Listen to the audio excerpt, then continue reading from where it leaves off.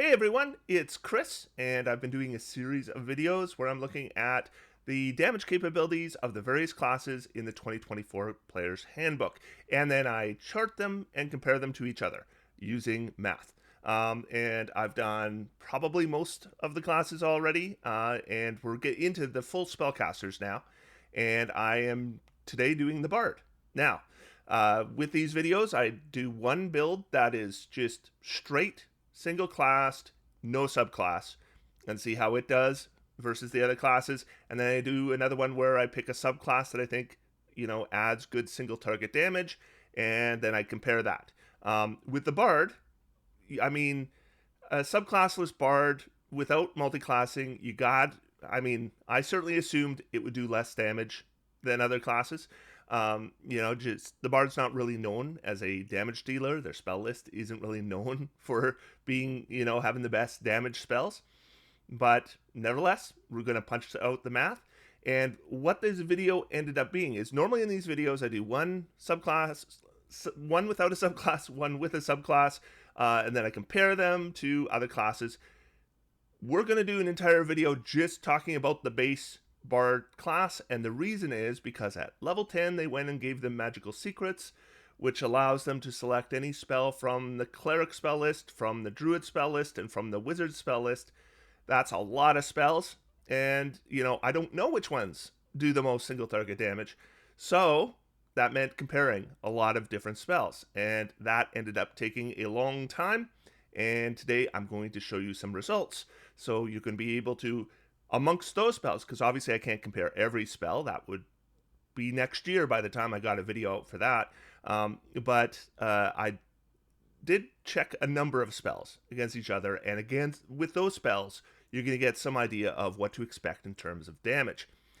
So the build I wanted to do was a true strike damage build. So the idea would be we're going to take a light crossbow, because bards only get simple weapons. We're going to cast true strike, and then we're going to add spells on top of it. All right, so, and with these builds, I don't take every single thing I can do to increase damage, because I figure that, good selections aren't always selections that increase our damage. So I take some other things as well. So, for example, I took the Entertainer background, gives us the Musician origin feat, which is, in my opinion, one of the best origin feats, if not the best. Going to get Warcaster at level 4. That'll help us maintain our concentration. We're going to be casting a lot of concentration spells. At level 8, we'll increase our Charisma, get it up to 20. Level 12, Resilient Constitution, get that concentration even a little bit better. Level 16, Alert. And I figured Boon of Combat Prowess at level 18. That'll give us automatic hits on any turn when we're, using our crossbow, or if we're casting a spell that we are making attacks with. And when I do these calculations, I assume we're, having 4 combats in a day. I'm assuming there will be 4 rounds in each combat. I'm going to assume 1 short rest in the middle. For this character, it doesn't really matter. Bards only get their inspiration back on a short rest. That's not going to add to their damage. It might add to damage of other characters, but not to the bards. And I am going to assume approximately 50% of spell slots devoted to dealing damage. And I will say, as I get into higher levels, I devote the highest level spell slots to dealing damage, because for the most part, we're casting 1 spell in a combat that's going to use a spell slot. That means 4 spell slots per day. We can't possibly spend half our spell slots if we're only spending 4 spell slots a day. So I figured we'll give ourselves the luxury of, using the highest level spell slots to do the best damage that we can. And I looked at the Bard spell list, and I looked at, the Cleric, Druid, and Wizard spell list, and I just kind of gathered some quick spells that I figured do damage to a single target. Don't think necessarily all these are good spells, but nevertheless, it's worth punching some math and seeing how they do. So with the Bard spell list, the ones that I ended up doing calculations for are those that are in blue. So I checked out Clouded Daggers, Animate Objects, Mordenkainen's Sword, and Power Word Kill. And when it comes to something like, if we want to evaluate Power Word Kill versus, say, Mordenkainen's Sword, the way you would do that is actually not against Morrigan's Sword. That's a bad example. Against Cloud of Daggers, that's a better example. So let's say I would normally cast Cloud of Daggers at 8th level. And then, one of the rounds that I would normally do damage with Cloud of Daggers, instead I would cast Power Word Kill. And then I would compare that damage to what if we just cast Cloud of Daggers at 9th level. And that's how I know, whether Power Word Kill is adding to our overall damage or not. Though it will certainly add to your damage on the turn you cast it. You just probably will be sacrificing some damage on other turns. And in the end, which ends up being more. And once I get Magical Secrets, then I'm going to start looking at some other spells, such as Spiritual Weapon, and yes, I will talk about that more, and Haste, and Grasping Vine, and Harm. Okay, those are the spells that we're going to be looking at in today's video. And I just want to talk a little bit about the various spells I am going to be, doing calculations for. The first is Cloud of Daggers. So in the old rules, Cloud of Daggers, you cast it and it never moved. In the new rules, you can use your magic action and you can teleport it to a new location. So normally, what would happen, without interference of anybody else or anybody being paralyzed or grappled or whatever, is you would cast it on an enemy, they would take damage, then they would move out of it. And then, unless somebody else moved them back into it, it would never do damage again. With the new rules, you cast it on them, they take damage, they presumably move out of it. You, on your turn, use an action and you put it over them again, and they take damage a second time, and then a third time, and then a fourth time in a 4-round combat. So my assumption, doing the damage calculations, is we're going to have to use our action every single turn in order to continually do the damage. My assumption is the creature will move out. And there are ways to make sure that that isn't going to happen, but no ways that are built into this character. And so we'll essentially be doing the damage 4 times. So 4 rounds in a 16-round day. So in the old rules, Animate Objects was one of those spells that was, one of the ones you definitely looked at if you were trying to do single target damage, because it could do a lot of single target damage. You would select 10 tiny objects, animate them, and they could deliver a lot of damage. The downside to Animate Objects was the damage type they delivered was often resisted or even have creatures immune to it. So it was definitely not reliable damage. But it could do a lot of damage when, creatures weren't resistant. They have changed it. So it requires 1 action to cast. Then it's going to be 3 bonus actions after that. So in a combat, 1 action and 3 bonus actions. And it will do damage 4 times. And it now does force damage. So we can assume that will be reliable. Force is about as reliable as it gets. And you can now animate a number of objects equal to your charisma modifier. Large objects count as 2 objects. Huge objects count as 3 objects. Now, thing about tiny objects is although I don't think they're going to give the most damage, they're always available. When it comes to large and huge objects, you kind of just hoping they're there, right? And if they don't happen to be on the map, then you're not going to be able to do that. But tiny objects you'll always be able to do. And they do the same damage as medium objects. And so I figured we would assume 5 medium or smaller objects because we'll always be able to do that. But I will punch the math for 1 large and 1 huge object as well. And we use our spell attack modifier to hit, which is 60%. I'm going to check haste. Okay, so haste requires an action to cast. We can attack on the turn that we cast it, but we can't do a true strike. We can just do a weapon attack. On following turns, we'll be able to do true strike and a regular attack. Now, the thing about haste is the damage it delivers is going to depend a lot on the build. A build that has a really, really good weapon attack, it's going to be better for. A build that doesn't have a good weapon attack, it's not going to be as good for. This character will have an okay weapon attack, I'd say on the low side. So we might get more out of haste on a different build, is basically what I'm saying. Spiritual Weapon.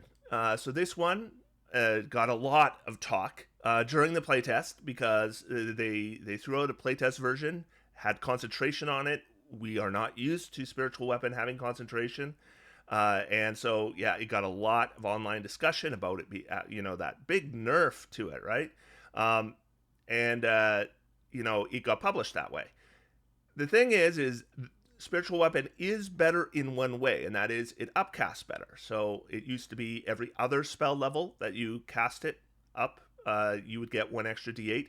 Now you get an extra d8 for every spell level, or a spell slot level above the initial casting that you do. So in theory, although it uses concentration, it should deliver more damage than it used to if we cast it at a higher level. So I figured it's worth seeing how much damage it does. So I'm going to test it at level 5. I'm actually going to test it, sorry, not at level 5, at spell level 5. And I will be testing it again, actually, at spell level 7. I wasn't originally planning to do that, but I ended up doing that, and you'll see why. The one nice thing about Spiritual Weapon is it will never use our action. It is only using bonus actions, and they're available, so we won't lose any attacks for using it. And then Grasping Vine. Okay, so Grasping Vine, we have to do a little bit of estimation, because unlike something like Cloud of Daggers, where you can just move it to the guide no matter where they go, that's not the case with Grasping Vine. Grasping Vine, you cast it in a location and it doesn't move. And it can only attack creatures within 30 feet of it. But if it hits them, it grapples them and it pulls them towards the center of the spell effect. And if a creature is already grappled, then it delivers automatic damage. And it is an action to cast and a bonus action to use on following rounds. And so I have to estimate, because sometimes it's going to hit a creature, grapple them, they're not going to escape, and it's going to do damage, no to hit roll required. And then there are going to be other times where it attacks a creature, misses them, they move out of the spell effect, and then it can't deliver damage anymore. So I have to find kind of a middle ground and guess, right? So what I am going to be doing in regards to the math is I'm going to assume that we're going to be able to make 4 attacks. No automatic damage, no rounds where we can't deliver damage. And you gotta go somewhere. That's where I'm going to end up going. And Mordenkainen's Sword. All right, so if you saw Mordenkainen's Sword and you thought, maybe you already typed a comment and said, hey, don't you know Mordenkainen's Sword sucks? Yes. Not only do I know Mordenkainen's Sword sucks, whoever told you that Mordenkainen's Sword sucks probably heard it from somebody who heard it from somebody who heard it from somebody who read it online on a class optimization guide that I wrote. Okay, so I've known Mordenkainen's Sword is terrible forever. They did improve it in 2024. So the old version required an action to use on your turn every round. Now it's an action to cast, but we can use a bonus action on following turns. Do I expect that to make Mordenkainen's Sword good? No, I do not. However, I figure it's worth checking it out and seeing how much better it is, and how much worse it is than other spells, because it is in a different place than it used to be. And finally, Power Word Kill. Okay, so Power Word Kill, the old version could, in theory, do up to 100 points of damage. So you would cast it on a creature with 90 hit points, and they would go to 0 hit points. So technically, they're kind of taking 90 points of damage, though it's not damage per se, but nevertheless, it's the same thing. However, if you cast it on a creature with 101 points of damage, it did nothing. And that meant that if you cast it at a table which I think is the most common, is where you don't necessarily know what the hit points are of your enemy. And so you've been doing damage to this enemy, and are they below 100 hit points yet? Because most creatures, when you're at the level you can cast Power Word Kill, are going to have hundreds of hit points of damage. And so, you kind of got to guess. Is it down to below 100? And then you cast, and maybe nothing happens in that. Maybe not like Power Word Kill at all. However, they've made a big improvement where now, if it has more than 100 hit points, it's going to take 12d12 damage, which averages out to 78. I'm going to assume we're going to do 78 damage. And the Bard has a capstone ability with Power Word Kill, which is part of the reason I wanted to check it, where they can hit a second creature with it. And that's a good feature. However, that's not what I'm looking at. I'm looking at single target damage. So when I see that you could hit a second creature, that's a nice to have. That's a good thing, but it's not specifically what I'm measuring here. Okay? All right, so let's get into numbers. We're going to start out just casting True Strike and firing our hand crossbow. and we do 4.7 DPR. At level 3, in one of the combats, we'll cast Cloud of Dagger, so we will not be using the crossbow in that combat. We're just going to be moving around our Cloud of Daggers, and our DPR goes up to 6.0. Level 4, our Charisma goes up, and so we go to 6.5. And then at level 5, our True Strike will scale, so now it's going to deliver an extra d6 damage. And we're going to cast 1 second level Cloud of Daggers and 1 third level Cloud of Daggers. And what I determined here, whenever I write learning, this is something where I find out something I didn't know before. The value of a second level Cloud of Daggers is pretty small. So basically, it's 2.4 extra damage per round used over casting True Strike. Unless we hit multiple targets or get ally assistance. A third level Cloud of Daggers does. So here's our crossbow damage with True Strike, 7.6. Here's our third level Cloud of Daggers damage, 15. That's in one round. About double. We basically double our damage that combat by using Cloud of Daggers at third level instead of True Strike. Okay. Then we go, I'm adding a 4th level Cloud of Daggers and doing a 3rd level 1. I'm doing 2 3rd level 1s and then using crossbow in one fight. We end up to 14.4. Charisma goes up to +5 and we go to 14.6. And the reason that's at such a small increase is because the Charisma actually has no impact at all on Cloud of Daggers damage. Cloud of Daggers does the same damage no matter what your casting stat is. And it's automatic. There's no save, there's no to hit roll. But with our True Strike, it does deliver damage, but we're only using that in one combat, and that's why it's such a small increase.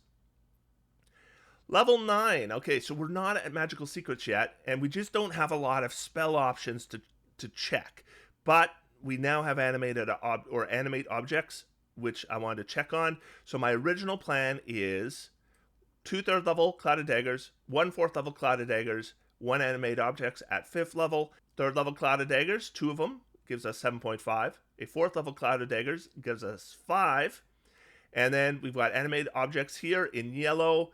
This means that I changed my mind about casting animated objects. So I've got the damage of the crossbow plus the damage of the objects, and I get 5.8 damage. And I'm like, if I just cast Cloud of Daggers at 5th level, I do 6.3 damage. So I guess I should just do that instead of do animated objects or animate objects as well as the crossbow. Cloud of Daggers is just doing more than both of those together. But I did punch the math, like I said, for 1 large and 1 huge. And there we actually end up with 7.2, which would be more than a 5th level Cloud of Daggers. Not by a huge, these aren't huge differences.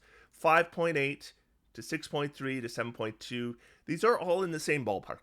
So, if you want to use animate objects instead of Cloud of Daggers, it's not like you're sacrificing a lot of damage. And if you can do 1 large and 1 huge, you will actually do more damage than Cloud of Daggers. Not a lot more, but a little bit more. But I am not including it because I can't assume you're always going to have a large and huge object available in an adventuring day for any of your combats. So I didn't include it to the damage, but if you wanted to, it would be 0.9 higher than 18.8. And if you want to use animate objects, fine. You only go down to 18.3. Not a big difference. Okay, level 10, we now get Magical Secrets. And so I just kind of worked in a couple of the spells I wanted to test each level. So here we've got Spiritual Weapon and Haste. We're going to check those out.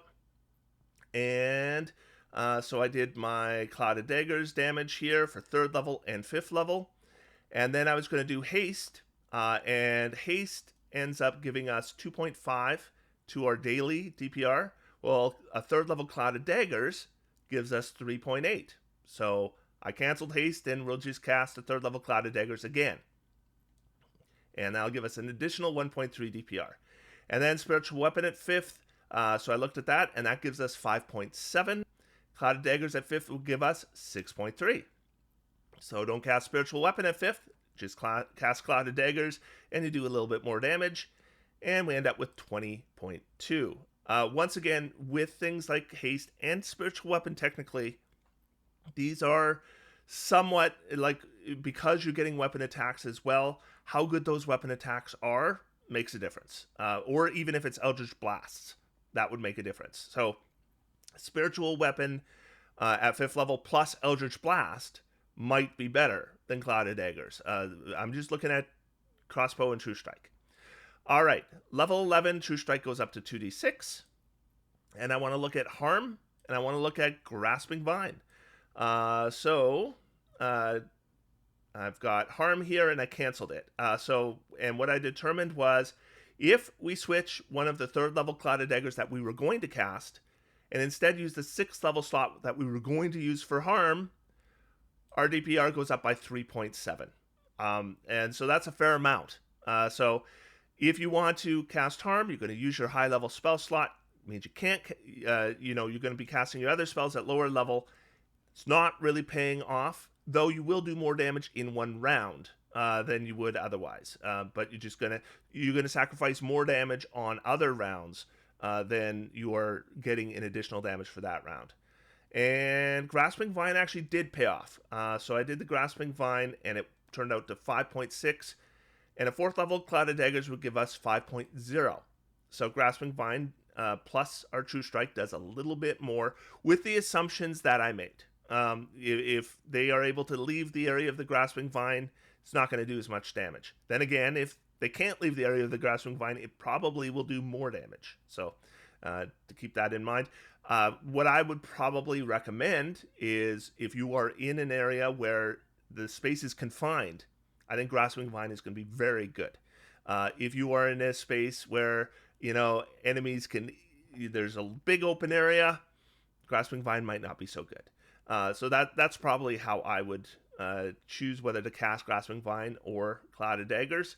But anyway, with the assumptions I made, it was worth casting. Now, we can't upcast Grasping Vine, so once we get beyond our 4th level slots, we won't be casting it anymore. But for now, that gets us to 23.2. These are the final castings I did. A 3rd level Cloud of Daggers, a Grasping Vine, a 5th level Cloud of Daggers, and a 6th level Cloud of Daggers. And then 12, there's no change because our spell slots don't scale at all. 13, let's check Mordenkainen's Sword. I did not expect this to do well, and it did not do well. So what I determined was that we get a 6.9 DPR from a 7th level spell. That's not good. Okay, that is not good damage. In fact, if we were to just cast Spiritual Weapon at 7th level, we would do more damage than Mordenkainen's Sword. And so not a good spell to cast.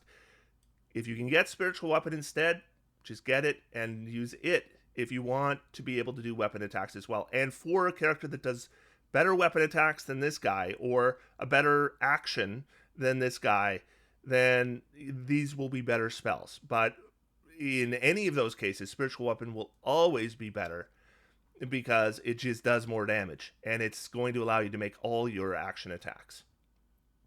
So this is where my castings ended up being, and I ended up with 28.2.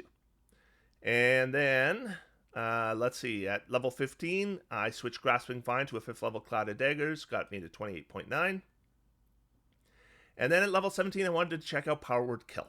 We're going to cast it in the combat that we're using a 5th level Cloud of Daggers, because whether we cast it on the round 1 or round 4, we're going to lose 1 instance of damage from Cloud of Daggers to cast Power Word Kill. And we'll lose less damage if we give up a 5th level Cloud of Daggers rather than one of the higher level ones. And what I worked out was, let's see, we get 3.3 from doing Power Word Kill, and we'd end up with a DPR of 32.2. And I thought, what would the damage be if we just use our 9th level slot to cast Cloud of Daggers instead of Power Word Kill, instead of the 5th level slot, right? And then it goes up to 33.9, and we're using fewer spell slots, right? My original plan, we would have used 2 5th level spell slots, as well as a 6th, 7th, and 9th, and now we're just using 1 5th level spell slot, as well as our 6th, 7th, and 9th, and our DPR went up. And it's kind of ridiculous to me that we're casting Cloud of Daggers at 9th level. I have been unable to find a spell that outdamages it. That's the issue, is that no matter what level we get these new spells, we're up to 5th level spells, we're up to 7th level spells. They don't do more damage than just casting Cloud of Daggers at that level, which is a shock to me. Nevertheless, this Cloud of Daggers damage is reliable, right? You don't have to do it to hit roll. They don't get a saving throw. You can just teleport it where you want it to be each round. So, I don't see doing less damage than I am estimating here for Cloud of Daggers. I mean, these are average die rolls, but we're rolling a fair number of dice, so it should be really close to the numbers I'm showing. The epic feat I took is going to do nothing because, as it turns out, we are making no weapon attacks by level 19. So we would select a different epic boon feat, of course, but there's no epic boon feat we can choose that's going to increase our damage. So our DPR doesn't go up at 19. And then at level 20, I thought, what if we just throw the highest level spells we can at Cloud of Daggers and see where it ends up? And here's where it ends up. And I should say 38.9 is not very impressive for 20th level, but it's also not a big surprise. So how bad is it? Here's how bad it is. So on this graph, I've got two lines. On the left-hand side, we have the damage per round. And on the bottom, we have the level going from 1 through 20. And we have two lines here, a red line and a blue line. The red line represents the bard, and you can see right here, this is the red line, and it is below the warlock casting Eldritch Blast. And the warlock casting Eldritch Blast is using Hex. They throw Foresight on at 17th level, and at 19th level, they take the Boon of Combat Prowess. But it is a very simple build, no subclass. And so this is the bard with no subclass, and we can see in tier 1 it does less damage, in tier 2 it does less damage. Surprisingly, in tier 3 they do about the same amount of damage. I actually thought it would be below all the way across. That's not the case.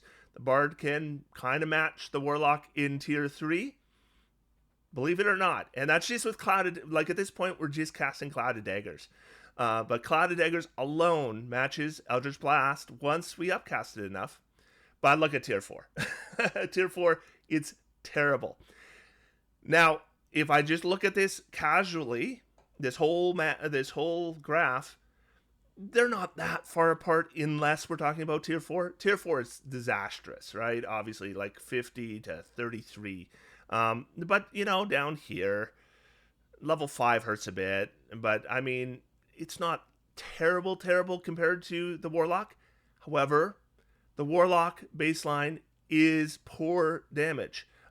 Let's just put it against, I'll just throw it against a fighter using a greatsword without a subclass. So the bottom line is the bard and the top line is the fighter, and the fighter does more damage at all 20 levels, and at most levels it delivers a lot more damage just by swinging a greatsword. It's not doing anything special. There's no little tricks involved. It's just very, very simple build, no subclass, versus the bard throwing all their spells. Like at level 20, we're throwing our highest level spells, doing about 39 points of damage. Fighter's doing about 81 points of damage, right? And even before the fighter gets a third attack, 33 to 60. I mean, not even close. And what this tells me is, if you are a spellcaster and you want to deliver single target damage, you're going to be challenged. Now, that's not to say, I don't want to come here and say that, you can't do more damage with spells than you can do with weapons, because spells are finicky things, and often you can find little loops and tricks and combinations to make them more effective than weapons. Certainly, that's what we're used to. And what I find, though, is if we're just doing the intuitive, easy choices and looking at spells that obviously deliver single target damage and just plotting them out using high level spell slots on a primary caster, that alone does not match a weapon user. Not even close. This is a absolute, it absolutely destroys the bard, the fighter does. And it's not because I picked fighter. So in this case, I have switched the fighter damage for what wasn't even supposed to be one of my base builds. I did a video where I talked about calculating average damage, and I did kind of a fun little, nothing build where I had a rogue and they had 2 daggers, and that's it. The top line is that rogue, and it outdamages the bard easily at all 20 levels. It's just the bard damage is awful, even once they get magical secrets. And it is entirely possible that I just selected the wrong spells. That's possible. But with the spells I selected, you saw, like, I compared. I tried, does animate objects do more damage than clouded daggers? Does, one spell after another? And this is what we ended up with. So, like I said, could pick different spells. Summoning is an obvious choice. Maybe summoning is the way to go. But with the spells I checked, the damage just isn't good for single target damage. So, although Clouded Daggers did perform well, it performed well as far as the bard goes, as well as, the bard selections go, in terms of single target damage. And I think we should acknowledge that the bard isn't a single target damage dealer. The bard should be doing other things. They're buffing party members, they're controlling enemies, they're charming enemies and frightening them. They're doing all kinds of useful things other than single target damage. But if you decided that you wanted to take a bard and make them a single target damage dealer, and you're not going to multi-class, and you're not going to go, use weapons, this is what you should expect. Okay? So in my next video, we're going to go into the Valor Bard, and I have more than one build to show you because there's just so many routes to go with Valor Bard. So I wanted to see what different things would do, and we're going to look at summoning and see how much better it does than this.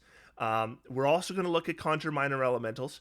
I'm going to, one thing, I did a cautionary video about Conjure Minor Elementals, and I showed a Valor Bard build that used Eldritch Blast as well as a weapon attack, all with Conjure Minor Elementals to deliver extra damage. And a couple things I did in that video that I don't do anymore is I assumed precasting. I no longer assume precasting. I assumed, what else did I assume? I made multiple assumptions that I think are important. What was the other one that I thought was really important? Oh yeah, it was using Eldritch Blast in the first place. A lot of comments I had on that video were, yeah, but, you're probably not going to use Eldritch Blast. You're probably going to use a weapon. Let's find out. Let's find out how Conjure Minor Elementals works with a weapon user. Let's see how it, the Valor Bard does if we don't use Conjure Minor Elementals. So that will be my next video. Hope you will join me. Otherwise, until next time, I'm going to sit back, relax, and have some fun. D&D is for everyone. Thanks, everybody. We will talk to you soon.